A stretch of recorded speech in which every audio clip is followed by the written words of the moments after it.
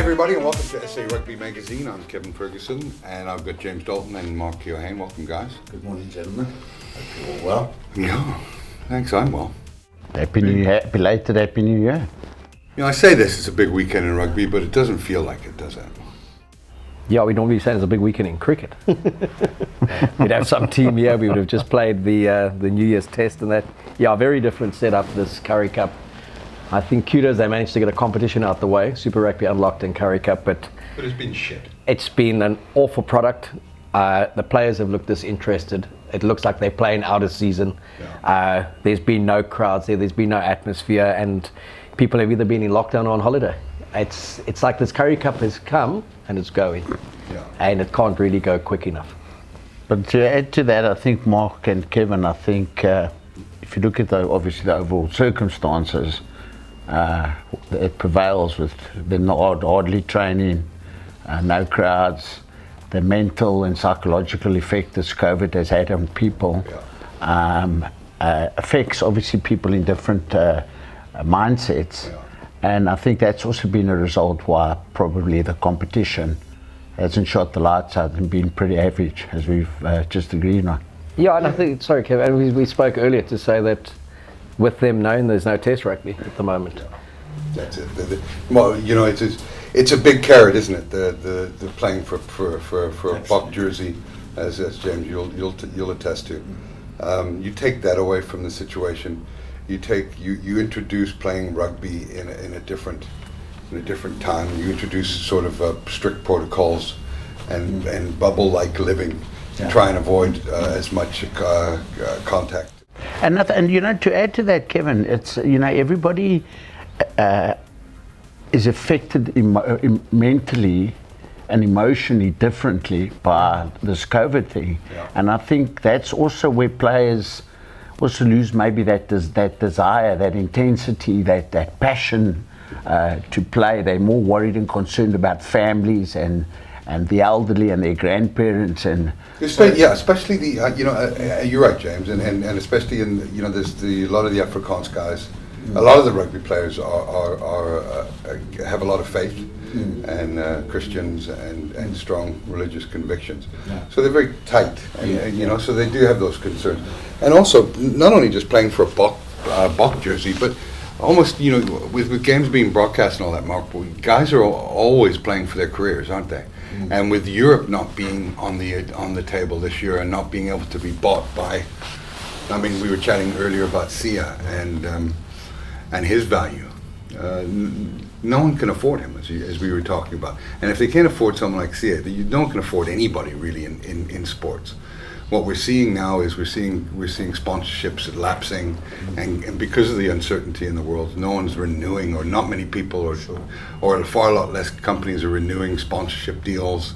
So, you know, the whole world's just turned upside down from a sports point of view. It's been, generally speaking, I mean, you know, I have some friends in the advertising industry, and they're saying that companies have cut their advertising budgets by like 80%.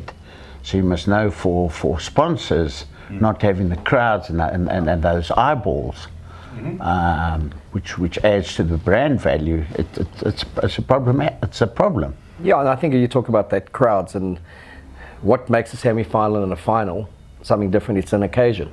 This isn't an occasion. It's just another match. It's another 80 minutes they got to get through, and then they get to play next week, and then someone gets a trophy, and it will always have an asterisk next to it. I just think that players feed off 40,000, 50,000 people. They're either playing to stun someone, they're playing to kind of reward the faith that people have in them. And as much as we keep on saying, but it's the guy's a professional, he should be up there. Sure. I really do get why it's been so limp and why it's been so kind of I think it's also been limp because they're only getting 40% of their salaries now. So it's so sorry, I have to say this when you're talking about players performing in front of crowds. So if I was playing today, I'd then just run to the corner and score the try in the corner. If it was in front of crowds, I'd do a sidestep or two. So you used a sidestep.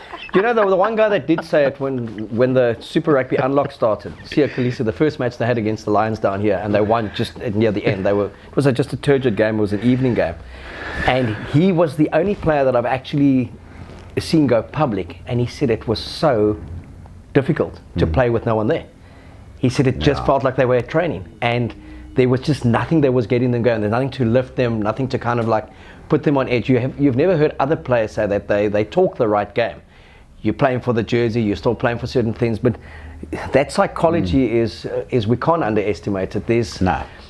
You miss a tackle here, you don't have 30,000 screaming at you. You have your mates saying to get the next one right. That urgency has been lacking for me in all the games, and where talk about the Bulls being at home and that home ground advantage. It's a familiar stadium to them, but even in that last league match that we saw, the Bulls were hanging on in the end. But when they went 19-9 up with their bench, you would have expected that surge with 40,000 people there. It wasn't. They didn't take an easy 3 points, which should have been 22-9. They let the Lions back into the game. They edged, and in the end, they were hanging on for a victory. So, look, this has been without doubt. Like we were chatting about some stats. You're talking about the soccer stats, and that pre-COVID, with full stadiums, at 67% of the decisions from a foul free kick point of view are going in the way of the home team. Now that's down to 51 or 49%, so it's almost split down the middle.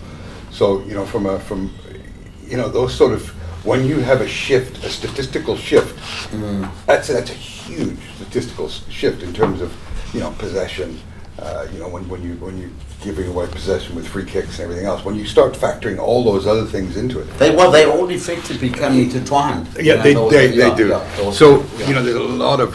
I think Las Vegas had their biggest record amount of money that they made in November of 2020. Oh, wow. And I give sporting advice and stuff like that. So it's been the worst year. I've shown a profit in the funds that I run and everything else, but it's been the worst year I've ever had. Trying to figure it all out. Home advantage gone.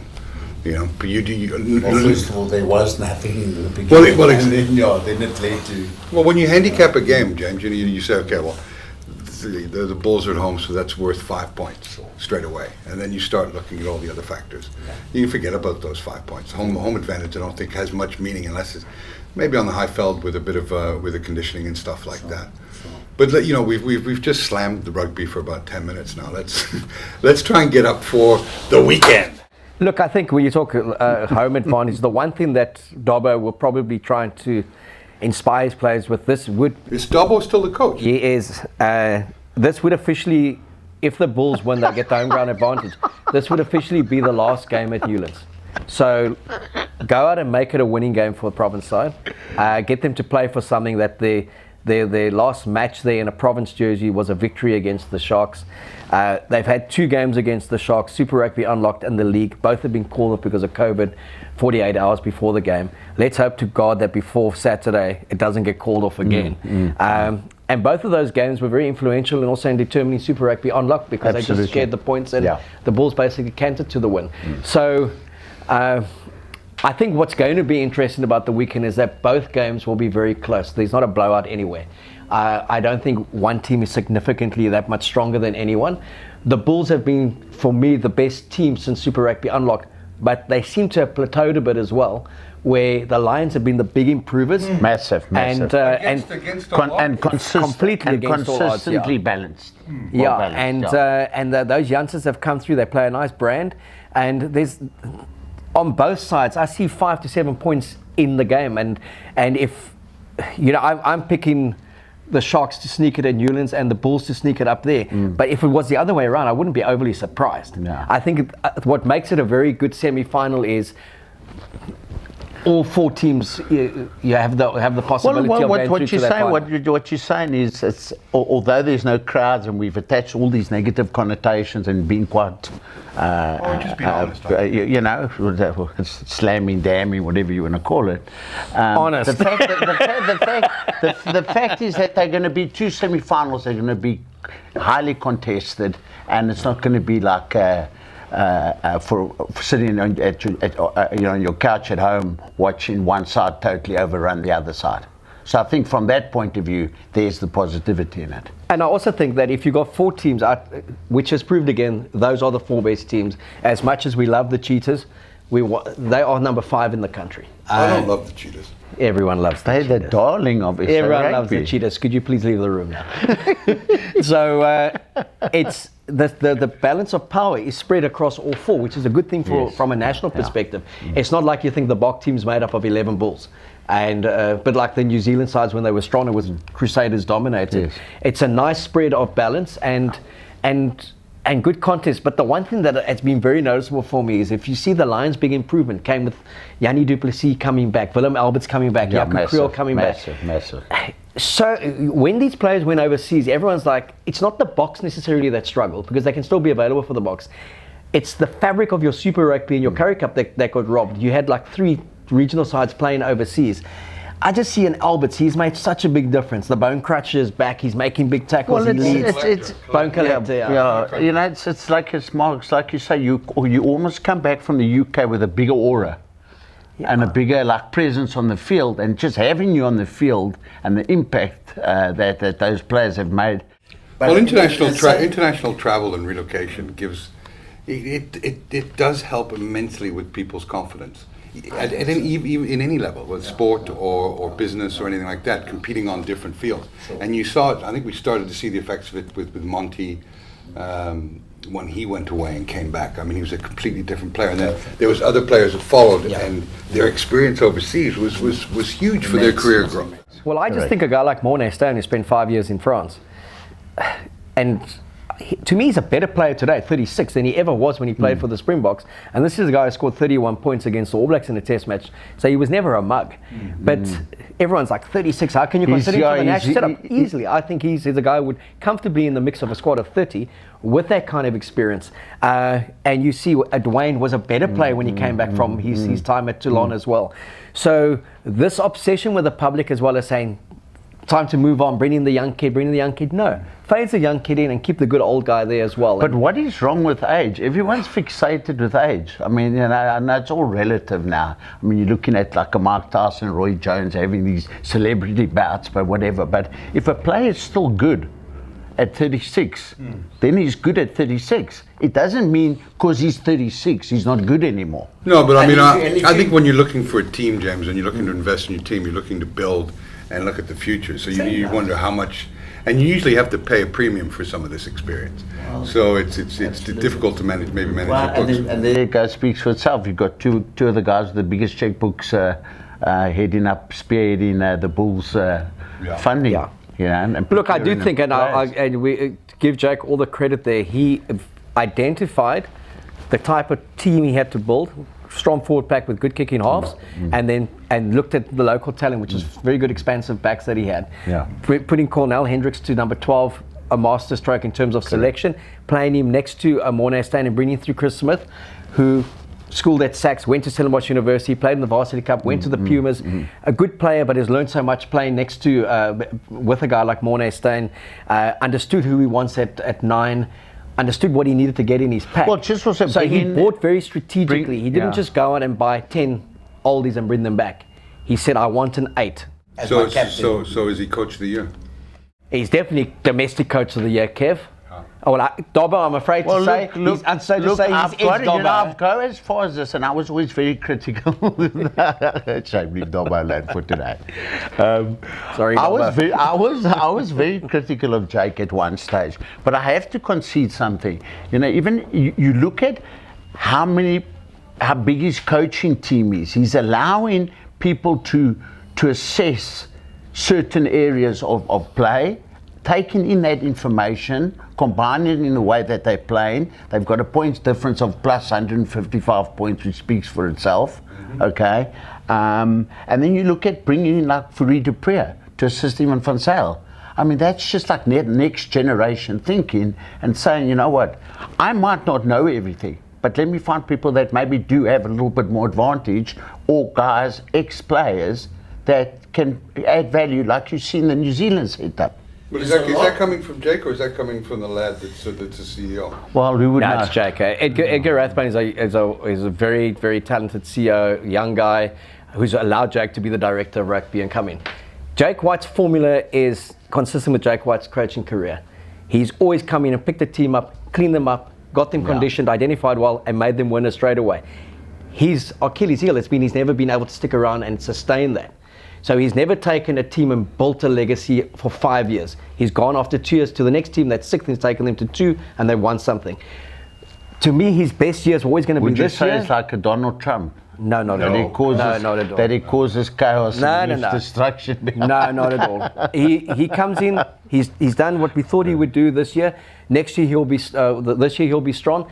The challenge has always been. He's building a team for the North, isn't he? Completely, but will he have the impact in 2022, 2023? He has said when he joined the Bulls, this one's going to be different. I want to stick around and build a legacy. Yeah. So no one's ever disputed his ability to come in and he did it with the Brumbies, he did it with Montpellier, he did it with the Sharks. He's now done it with the Bulls.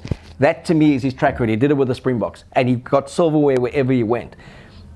But he's always left with no one actually wanted him around after 2 years or 3 years. And that's been the sad thing. And I hope for his legacy that can actually change and that he stays loyal to the Bulls and feels he wants to be there for the next 5 years. And also have a different public impression of him. Yeah. He won a World Cup 2007, give him his kudos for that. But I think in terms of his reputation overall and how people view him, as Mark's saying, he now is intent on changing.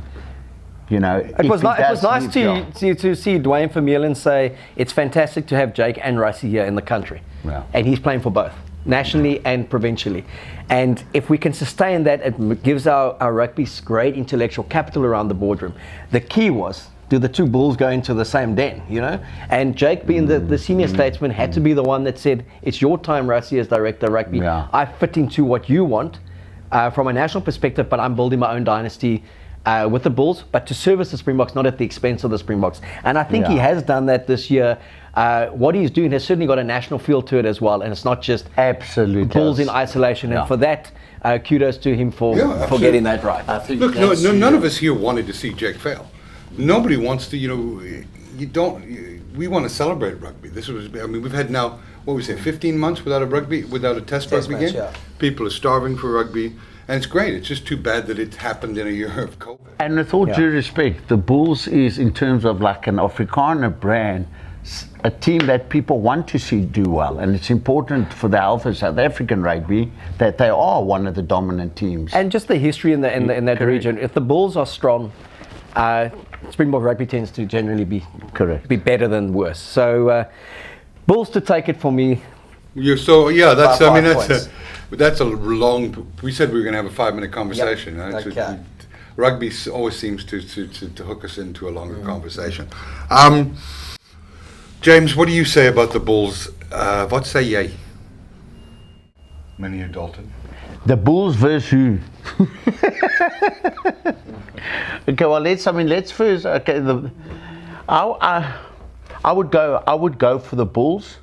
They've scored the most amount of tries in the competition.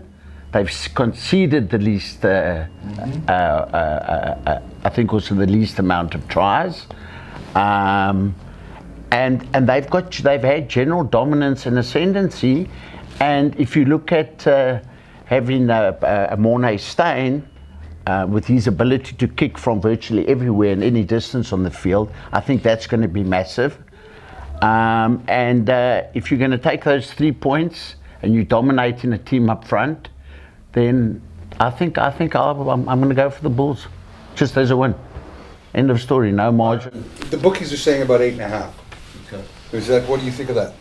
I think it's going to be a one-score game, 5 to 7 points. When they played it, Ellis Park was 32-25. And the Bulls were hanging on in the end. When they played at Loftus, I think it was a 3-pointer, Bulls were hanging on in the end. Both games, there were periods where it looked like the Bulls were just going to take it away. And somehow the Lions hung in there, kind of negated them at the breakdown. And they're a very well-conditioned side, the Lions. Very fit. So if you look at the Lions and the Bulls, the thing that's been very obvious for me is just how they seem to last the 80 minutes. When I've looked at the Sharks and Province, they just seem to be a bit off the pace. Look, guys, I have to say this. For me, the Lions have shown the most improvement and have been consistent in terms of winning I think the last 4 games in a row. What my big concern for the Lions is I don't think their bench is impactful enough. And I think if they gas their players in a upfront battle and they get them exhausted and they don't get that ascendancy and dominate the game line and the contact and that, I don't think that bench that they're going to bring on is going to have enough to pull them over the line. Yeah. I think that for me is going to be key critical in the last 20 minutes. The key factor for me in both these semi-finals is going to be the team that can manage the breakdown the best in terms of when to hold them, when to fold them. You know the song by Kenny Rogers, when to stick your hands in or when to make. Kenny never said anything about sticking hands in. Yeah. Or just let you know, if the ball is there, let the opposition play it and defend them. If the side who manages, the teams who manage that the best in the semi-finals at the breakdown without giving away unnecessary penalties will be the winners. Yeah. In my opinion. Well, I think the Bulls will pull away. I think it'd be close for the first 25 minutes. And then scoreboard pressure. I think Mornay Stain will keep scoreboard pressure ticking, and then they'll have to look for those tries rather. I'll get that 13-point lead, and then you know that the Lions have to score twice to effectively win. So for me, I mean, I thank God for the 2 nostrils on my face this year, because they're the only things I've picked all year. The rugby has been an absolute disaster, but I feel confident that the Bulls will win by 10 or more this weekend.